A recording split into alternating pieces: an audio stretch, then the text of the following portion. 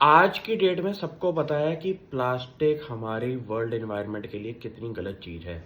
लेकिन इसी थीम पे क्या आपको पता है कि बलरामपुर चीनी, जो कि एक लिस्टेड कंपनी है, शुगर सेक्टर के अंदर one of the leading players है, उसने एक एंट्री ली है न्यू डाइवर्सिफिकेशन के अंदर। इनोवेशन करके उन्होंने बोला है कि वो इंडिया का first industrial bio plastic plant बनाने की बात कर रहे हैं। उन्होंने ये बोला है कि अराउंड 2.5 ईयर्स के टाइम पीरियड के अंदर 2000 करोड़ रुपया वो इन्वेस्ट करेंगे और पॉलीलैटिक एसिड प्लांट के अंदर इन्वेस्टमेंट ये कर रहे हैं, जिसको PLA कहते हैं। आपको ये समझना पड़ेगा कि एक लिस्टेड कंपनी अगर इनोवेशन नहीं करेगी, डाइवर्सिफिकेशन नहीं करेगी, अपनी रिटर्न रेशियोज को इम्प्रूव करने के लिए स्टेप्स नहीं लेगी, तो शेयर होल्डर वैल्यू क्रिएशन नहीं होती। इसी चीज पे बलरामपुर चीनी को एक चीज पता चल गई कि उनका शुगर का जो बिजनेस है वो एक लेवल पे जाके स्केल अप कर सकते हैं, और उसके बाद आपको नई डाइवर्सिफिकेशन माननी पड़ेगी, तभी जाके बिजनेस के अंदर और पैसा बनेगा। इस थ्योरी पे उन्होंने जो 2000 करोड़ की इन्वेस्टमेंट करी है, उसको उन्होंने ये बोला है कि रैपिडली एक्सपीडिएट करेंगे इस प्लांट की आप कमेंस ऑपरेशन को लेके।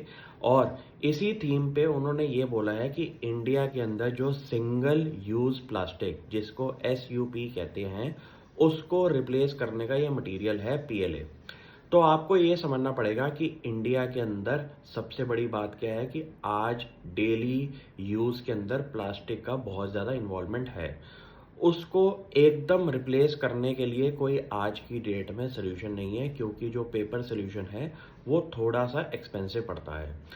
इसी थ्योरी पे उन्होंने क्या बोला है कि वर्ल्ड का इंडिया के अंदर जो पहला प्लांट होगा वो इंडस्ट्रियल बायोप्लास्टिक प्लांट, उसको एक कंपोनेंट जो उसका PLA एसिड का है वो आपका रिप्लेस कर सकता है एग्जिस्टिंग SUP वाले जो प्लास्टिक हैं।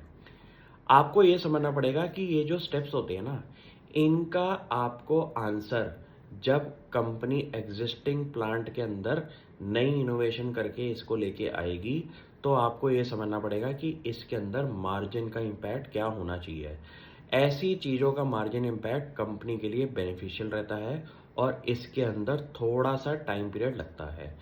आपको ये समझना पड़ेगा कि एग्जिस्टिंग बिजनेस से उनका जो पैसा निकल रहा है वो उन्होंने न्यू इनोवेशन के अंदर लगाया है, और ये एक काफ़ी अच्छी चीज़ होती है शेयर होल्डर कम्युनिटी के लिए कि कंपनी इनोवेशन पे लगी हुई है। Thank you.